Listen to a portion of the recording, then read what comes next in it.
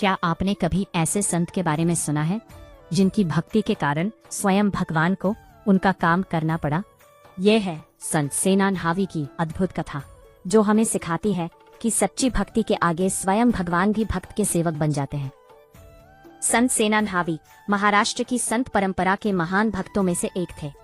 वे पेशे से नाई थे और राज दरबार में राजा की सेवा करते थे, लेकिन उनके जीवन का सबसे बड़ा उद्देश्य था भगवान विट्ठल की भक्ति और संतों की सेवा। एक दिन राजा ने तुरंत उन्हें दरबार में बुलाया। उसी समय संत सेना अपने घर पर संतों की सेवा और भगवान के भजन में पूरी तरह लीन थे।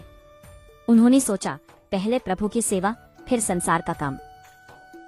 कहते हैं, अपने भक्त की इस अटूट श्रद्धा को देखकर स्वयं भगवान विट्ठल ने संत सेना का रूप धारण किया और राजमहल पहुंच गए।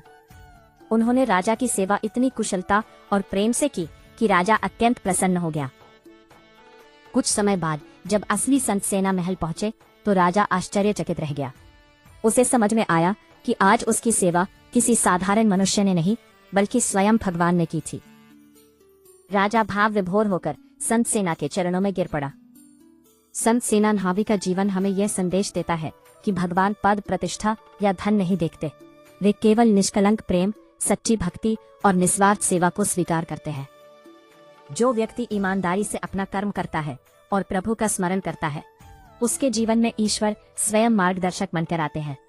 यही कारण है कि संत सेनान हावी आज भी वारकरी परंपरा में श्रद्धा और प्रेम के साथ स्मरण किए जाते हैं।